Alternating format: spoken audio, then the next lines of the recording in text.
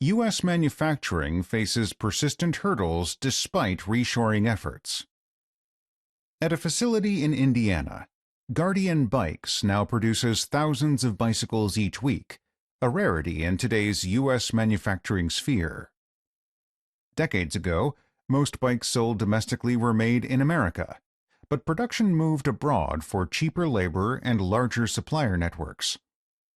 Over time, factories closed, and the number of U.S. plants fell sharply, weakening domestic output. Guardian previously relied on Chinese partners for assembly, but changed tack by opening its own U.S. plant with outside financing. While costs remain higher, automation, reduced shipping delays, and tariff advantages help balance expenses. Yet securing even basic parts is difficult, since many components are no longer manufactured at scale in America. Analysts note reshoring will be difficult given the strength of rivals like China and Vietnam. Even with subsidies and tariffs, a broad manufacturing revival is far from in the bag. Economists caution that making goods domestically would raise prices, though they concede it may reinforce supply chains and create jobs. U.S. manufacturing faces persistent hurdles despite reshoring efforts.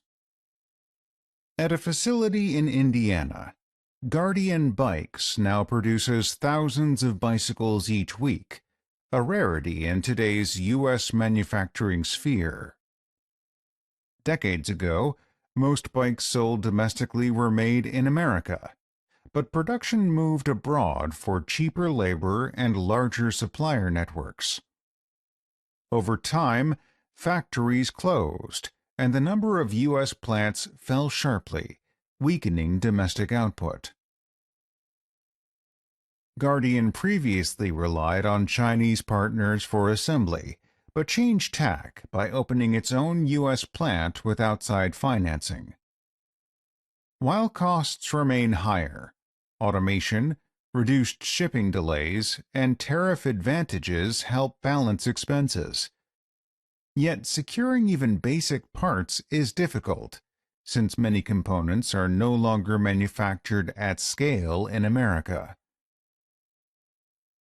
Analysts note reshoring will be difficult given the strength of rivals like China and Vietnam. Even with subsidies and tariffs, a broad manufacturing revival is far from in the bag. Economists caution that making goods domestically would raise prices, though they concede it may reinforce supply chains and create jobs. U.S. manufacturing faces persistent hurdles despite reshoring efforts. At a facility in Indiana, Guardian Bikes now produces thousands of bicycles each week, a rarity in today's U.S. manufacturing sphere. Decades ago, most bikes sold domestically were made in America, but production moved abroad for cheaper labor and larger supplier networks. Over time, factories closed, and the number of U.S. plants fell sharply, weakening domestic output. Guardian previously relied on Chinese partners for assembly, but changed tack by opening its own U.S. plant with outside financing. While costs remain higher, automation, reduced shipping delays, and tariff advantages help balance expenses. Yet securing even basic parts is difficult, since many components are no longer manufactured at scale in America. Analysts note reshoring will be difficult given the strength of rivals like China and Vietnam. Even with subsidies and tariffs, a broad manufacturing revival is far from in the bag.